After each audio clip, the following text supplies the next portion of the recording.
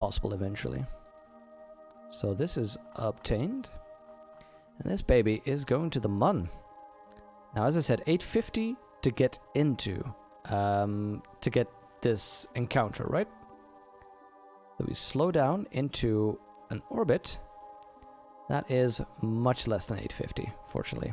Because, of course, 850 was included the delta V you need to be at this distance to Kerbin. Or at least this elliptical distance. This, technically. So all we need here is to change this ellipsis into a circle. What we're going to do is we're going to lower this to about 1500. I'm doing 1500. I don't think there's any mountains on the Mun, so I think you're safe at being at 1200. But here's the thing. Even though your orbit here in this screen may perfectly be around the surface of the Mun at 1500, I think there's peaks up to 1200, 1300 that you will not see on this map. So if you put it down to like 10k, you may just crash into a mountain and not notice it. But you want this to be as low as possible, the 15k, because that makes it easier to land. Because by the time we get here, we want to have a 15k circular orbit, and it's just deorbit close to one spot. So let's add a maneuver node, so we get alerted. And we can do this when the time comes. Now, last thing we need to do is check our stats. We don't want this thing to be bothering us. So, there's nothing that's on. There's nothing that's taking specific power. Let's extend these antennae. Or need to keep them extended, so I'm very worried about what happens when this thing starts taking off. Now, this will not use any specific power, so it's basically hibernating. But configure, I don't want any messages about your supply, about your storm scripting. But I do want malfunctions, reliability, and I want to know as soon as your battery goes out, because then I get a little bit of time that I may be able to turn this thing into the sun to get more vision. By the way, you may wonder, why is this less maneuverable? Look at the bottom left there. I am adjusting, fiddling with my joystick. But the thing is, this rover does not have a reaction wheel. Had I wanted to maneuver in space, I should have added a reaction wheel to this. But I'm trusting the gimbal on this thing. So that's why I need to fire it to be able to move my probe. But this should be adequately set up. A board game stream soon? That would be cool. Okay, this is going to be a bit of a tricky thing. Both the Götterdämmerung and the Dick Grayson are going to be doing their maneuver. What is that icon? I don't know that. Gonna be doing their maneuver at about the same time. That's gonna be awkward.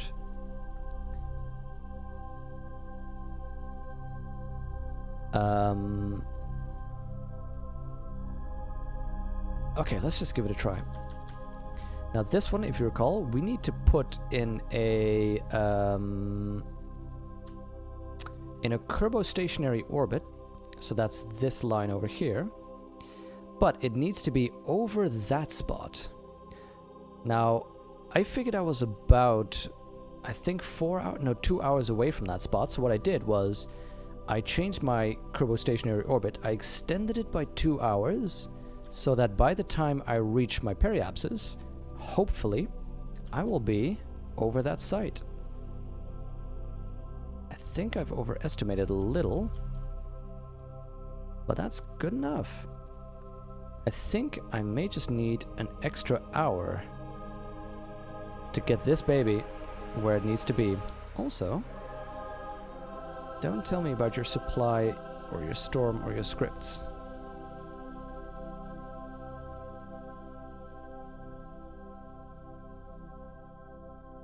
Yeah, see, this just needs an extra hour, I think.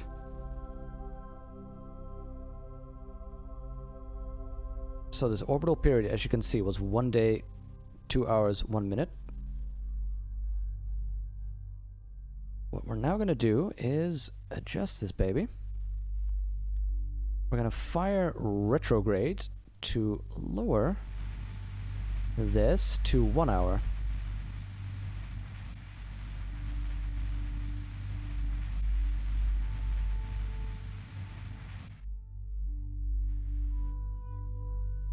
So again, why are we doing this? We need geostationary orbit directly over this point. We're estimating that, let's see, Kerbin orbits at 6 hours in a day. Actually, maybe that's... So 1/2 of Kerbin is 3 hours. Maybe this is considered above enough. But I'm thinking actually, this is 3 hours. This is about 1 hour. Let's see, just estimating, eyeballing here. This is about 1 hour. This is more like 30 minutes.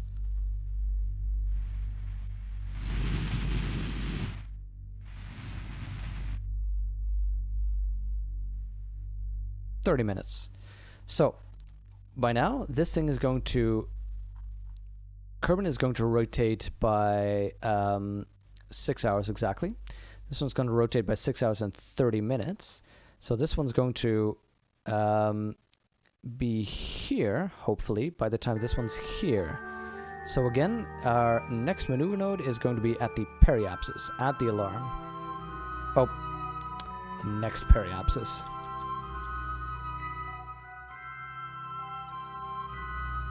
Add a maneuver node to the next periapsis. It's going to be in a day, and then the Dick Grayson, the Jexus 1.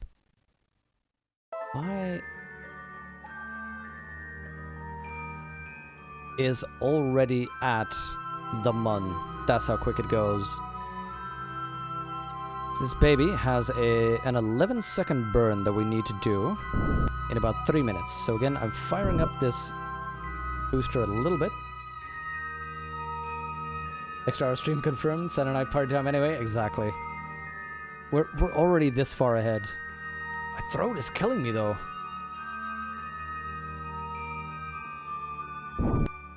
Okay, so this is definitely where RCS would have helped. Here's the cheaty way. You just accelerate. That stops any rotation you have.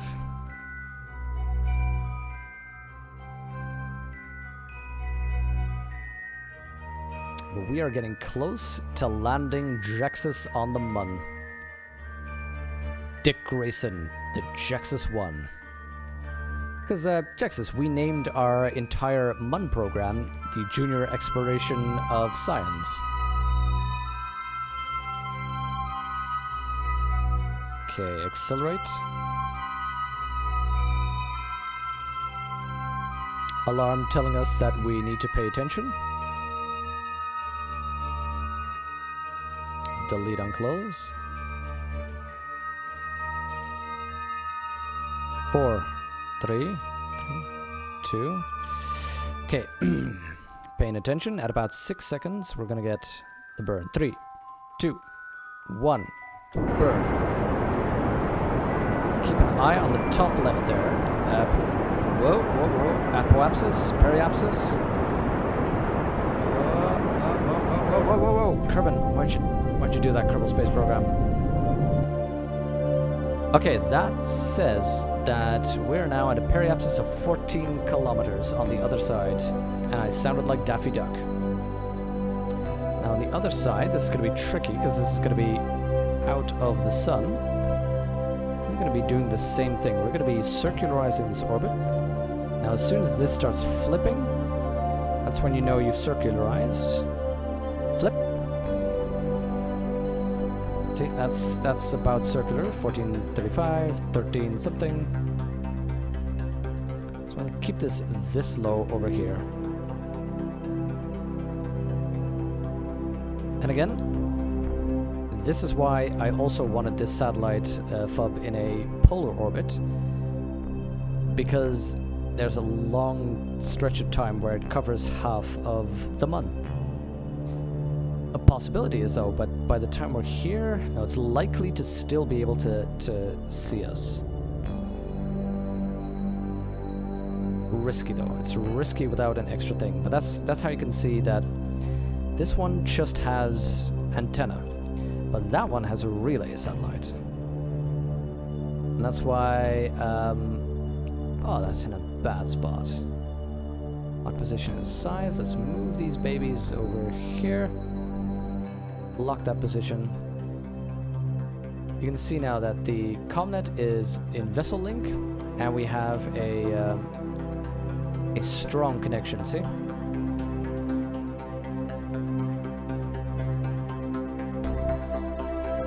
Full probe control. Okay.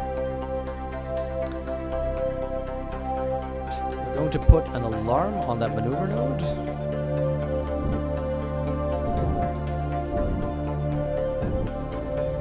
I'm gonna rotate towards it. My nose is getting itchy.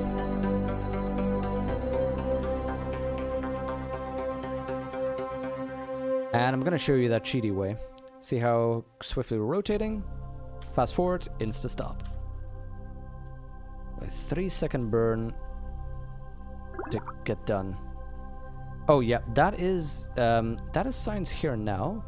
That is letting me know that there's new science that I can do. Waiting for the temperature scan to finish, you sketch the patterns made by the Mun's canyons. To read 0, it's if we're in a vacuum.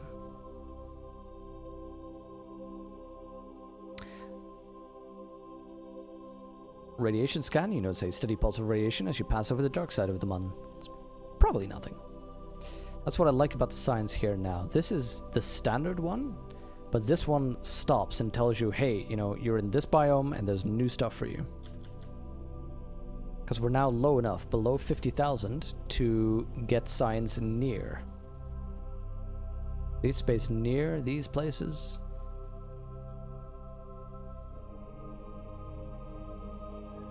You agree? You approve? Oh yeah, that was the first. It's one small step for little Dick, one giant leap for Kerbal kind. Why are we this low? Why is our periapsis 6 kilometers? That is... That's a little risky.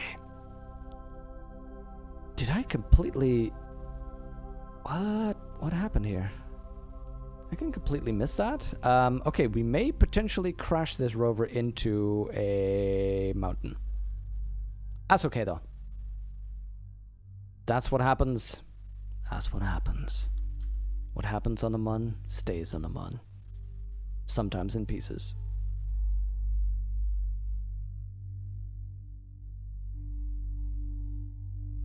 Now, remember, we should have enough delta V for a good landing. In fact, we have a lot of delta V on this stage. I'm going to use this as a landing stage for most of the time. By the way, look at that scatter. That is the surface of the Mun. Those are actual Mun rocks.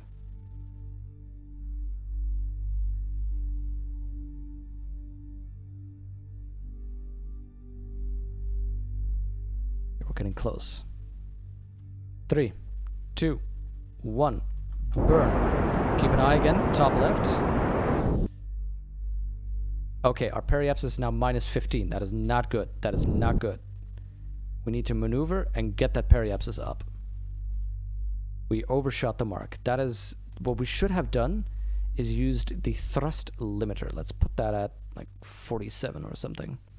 40. That makes you more precise. Okay, we are pitching up now. Periapsis is at 2K down there, but our apoapsis is at 40K. Let's try and adjust that a little bit more. Now I'm wishing I did bring RCS.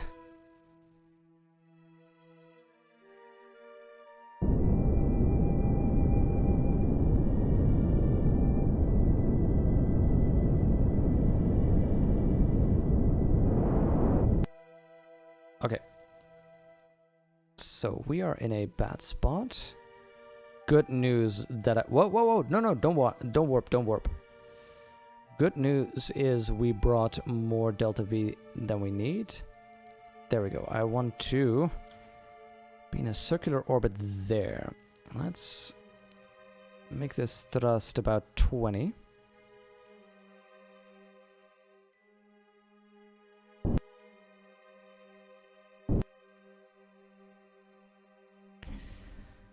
Okay, we're going to gently float in that direction. By the way, Kerbal rise over the Mun. Iconic. Unintentional fireball. We're fine. We're fine. Well, Mun Venture seems a bit loony, dear old chap. Look. Bad gentlefolk. I can assure you that the Jexus 1 will not suffer any undue litho breaking. The rocket might. The rover might not be fine. I need years and years of therapy. Actually, the whole thing is doomed. Let's forget about it. Yeah, okay, so this is definitely where I would have wanted the RCS to just easily rotate. Right now, I'm waiting for this to slowly move on over, because I'm worried that the more I use the engine, the gimbal, to actually adjust, the more I'm going to mess with the apoapsis and the periapsis. The entire point of what I'm trying to do right now is I'm going to move to the apoapsis. We're slowly still rising, see? But this little dial is going to lower itself slowly as well. I want to be at the apoapsis so I can put the periapsis up. The reason why I want that circular is I want to be able to pick my actual landing site by being very close and then slowing down and being able to lower myself exactly to the surface of the Mun.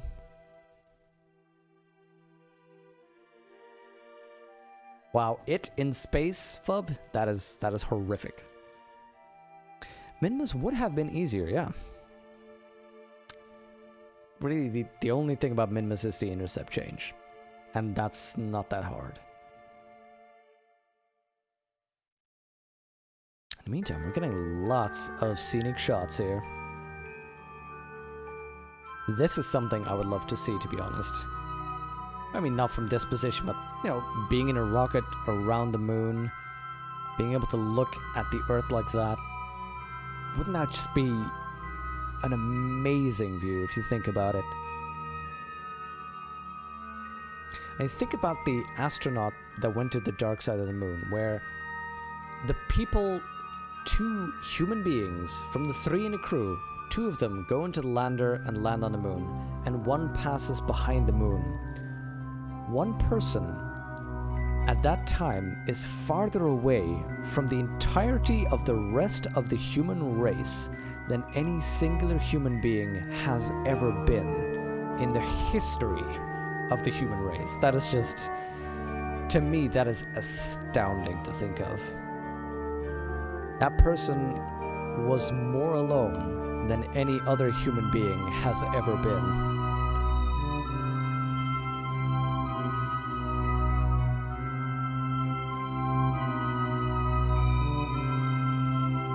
Okay. This is about where we can be. Let's speed this up. It is time to go to work. Now, I'm going to pay attention to this over here and not the actual timing there.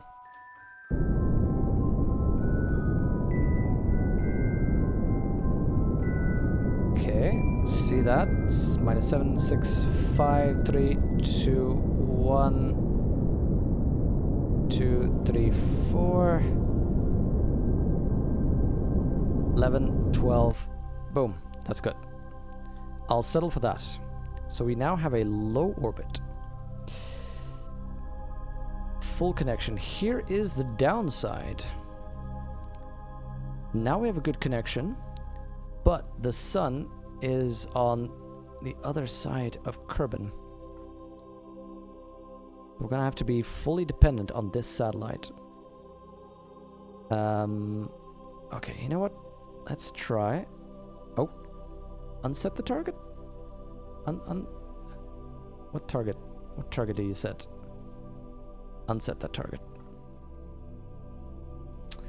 Let's add a maneuver there. And let's check how much Delta V it's going to cost us. Slow down to go straight down. 547. And again, 660. This is already more than I planned to get out of this one tank. I was planning on doing this with the final, that final sky crane. So in fact, this is already better than it was intended to be.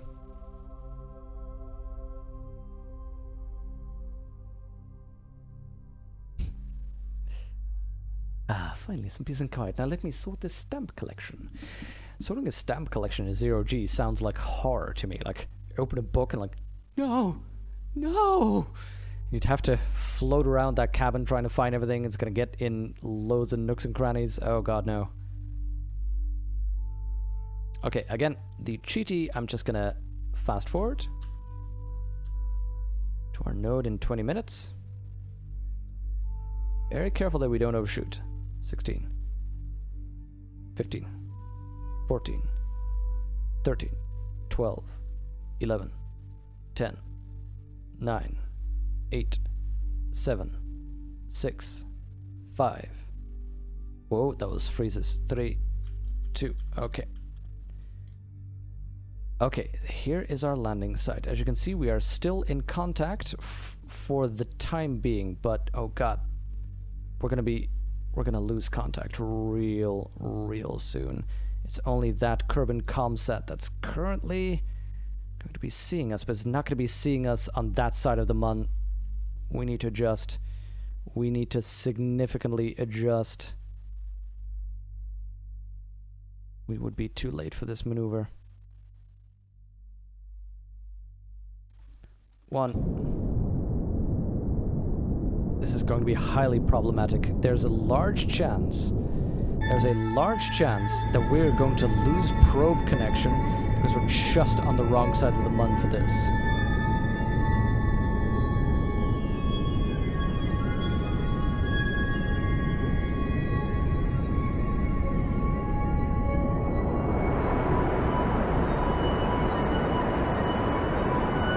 So I want to get this done as swiftly as we can.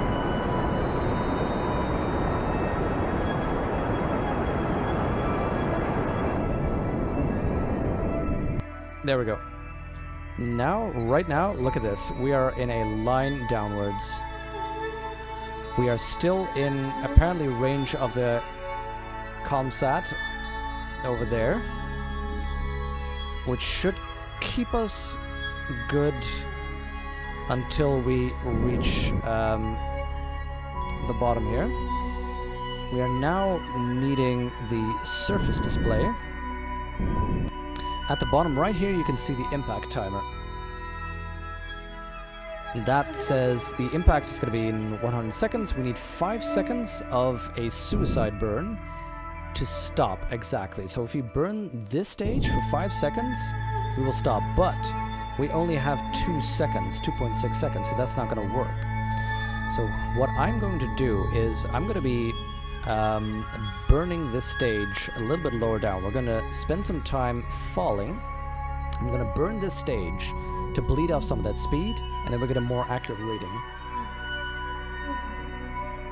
Here's a very important thing to know. I am not 11,000 over the terrain. I am 9,000 over the terrain. That's my true height.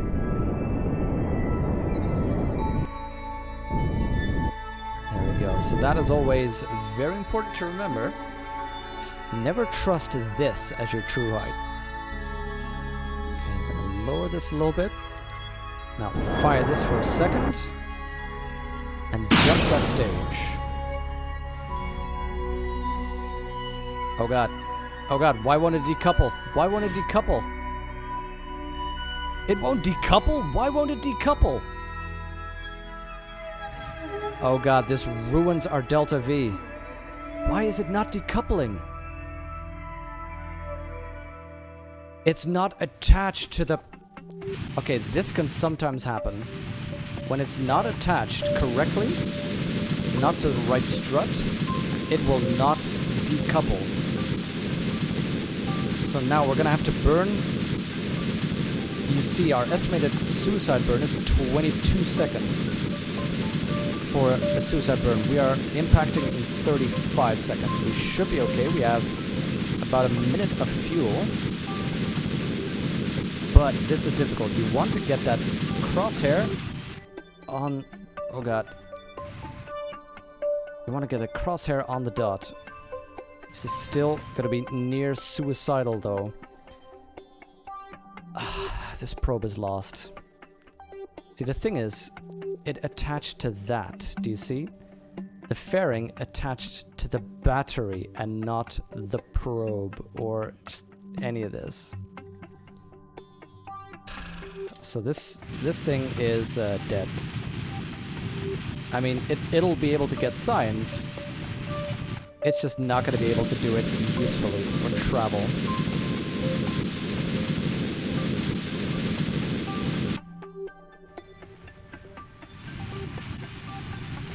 Best thing we can do is actually destroy this rocket and hope that the probe is what remains.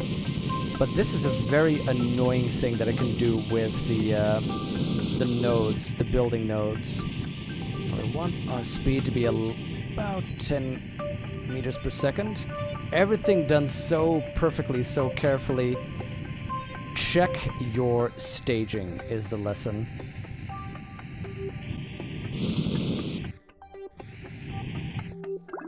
Check your staging.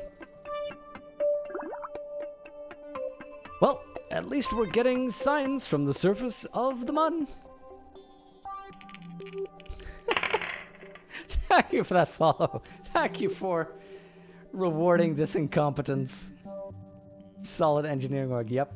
Trust structure with those fairings has ruined many mission for you. Bossface, is that just the case? Ah. I am so annoyed.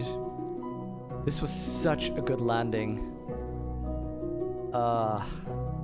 Everything was going so well. Well, at least we can get a temperature scan from the Mun. We're unsure about the surrounding area, but your temperature is definitely elevated after the lab landing. Woo! Say Insanity is doing the same thing multiple times, expecting different results. You check the atmospheric pressure again anyways.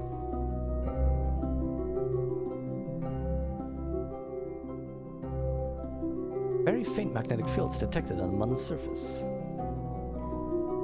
Radiation on the surface of the Mun is fairly high. Any future habitation would require more shielding.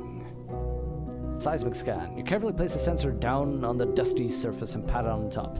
Now there's a good little sensor.